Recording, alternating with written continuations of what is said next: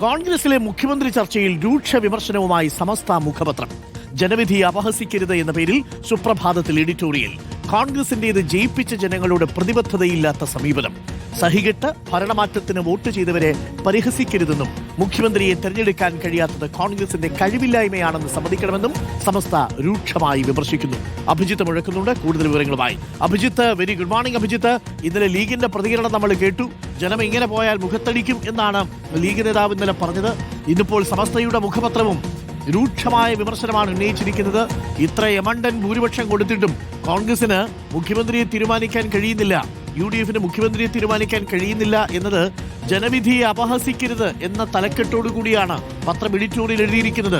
ശക്തമായ താക്കീതാണ്. പത്താണ്ടുകാലം തങ്ങളെ ഭരിച്ച ഭരണകൂടത്തെ പുറംതള്ളി പുതിയ നേതൃത്വത്തെ കൊണ്ടുവരുമ്പോൾ അത് ജനവിധിയെ പരിഹസിക്കലാവുന്നോ എന്നാണ് സമസ്തയുടെ മുഖപത്രം ചോദിക്കുന്നത്.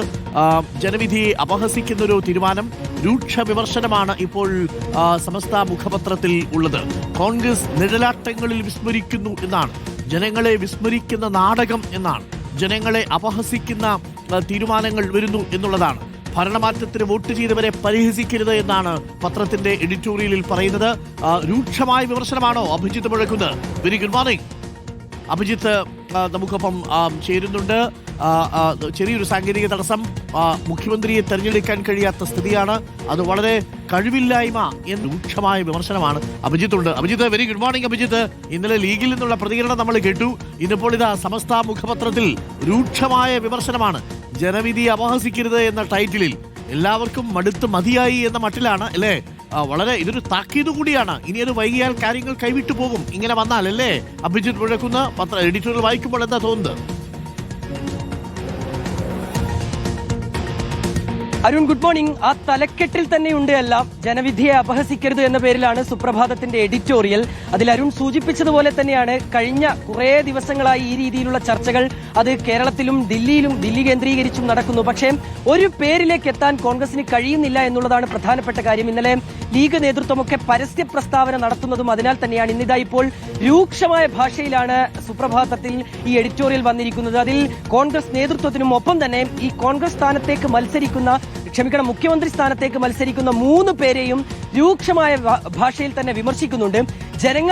ജനങ്ങൾ നൽകിയ ഒരു മാൻഡേറ്റാണിത്. അതായത് 10 വർഷത്തെ ഭരണത്തിന് ശേഷം അതുമടുത്താണ് ജനങ്ങൾ UDFനെ വിജയിപ്പിച്ചു വിട്ടത്. അതും 1ഉം 2ഉം സീറ്റിന്റെ ഭൂരിപക്ഷമല്ല, മറിച്ച് 102 സീറ്റുകളിൽ വിജയിക്കാൻ, അങ്ങനെ വ്യക്തമായ ഒരു വിജയത്തിലേക്ക് എത്താൻ UDFന് കഴിഞ്ഞു. പക്ഷേ എന്നിട്ടും ഒരു മുഖ്യമന്ത്രി സ്ഥാനാർത്ഥി ആര് എന്നുള്ളത്, അല്ലെങ്കിൽ അങ്ങനെ ഒരു പേരിലേക്ക് എത്താൻ UDFന് കഴിയുന്നില്ല, കോൺഗ്രസ് നേതൃത്വത്തിന് കഴിയുന്നില്ല. ഒരു 24 മണിക്കൂർ കൊണ്ട് ഇങ്ങനെ ഒരു മുഖ്യമന്ത്രി പേരിലേക്ക് എത്തണമെന്ന് പറയുന്നില്ല. പക്ഷേ ഇതാ ഇപ്പോൾ 8 ദിവസം 9 ദിവസമൊക്കെ ആയിരിക്കുന്നു ഫലം വന്നിട്ട്, എന്നിട്ടും ഇങ്ങനെ വൈകുന്നതിന് കാരണം എന്താണ് എന്നതാണ് ഇപ്പോൾ ഈ സുപ്രഭാതത്തിൽ രൂക്ഷമായ ഭാഷയിൽ ഒരു വിമർശനം എന്ന നിലയിൽ തന്നെ ചൂണ്ടിക്കാട്ടുന്നത്. ഒപ്പം തന്നെ LDFനെ മടുത്താണ് ഇങ്ങനെ ഒരു ഭരണമാറ്റത്തിനായി UDFന് ആളുകൾ വോട്ട് ചെയ്തിരിക്കുന്നത്. അതിൽ UDFന്റെ അനുഭാവികൾ അല്ലെങ്കിൽ UDF പ്രവർത്തകർ മാത്രമല്ല, ഇടതുപക്ഷത്ത് നിന്നുള്ളവർ പോലുമുണ്ട്. അപ്പോൾ അങ്ങനെ മുഴുവൻ ജനങ്ങളും വോട്ട് ചെയ്ത് വിജയിപ്പിച്ച് അതിനുശേഷം ഇങ്ങനെ വരുന്നത്, അല്ലെങ്കിൽ ഈ രീതിയിൽ ഒരു ചർച്ച നീളുന്നതൊക്കെ ജനങ്ങളെ അപഹസിക്കുന്നതിന് തുല്യമാണ്, പരിഹസിക്കുന്നതിന് തുല്യമാണ്,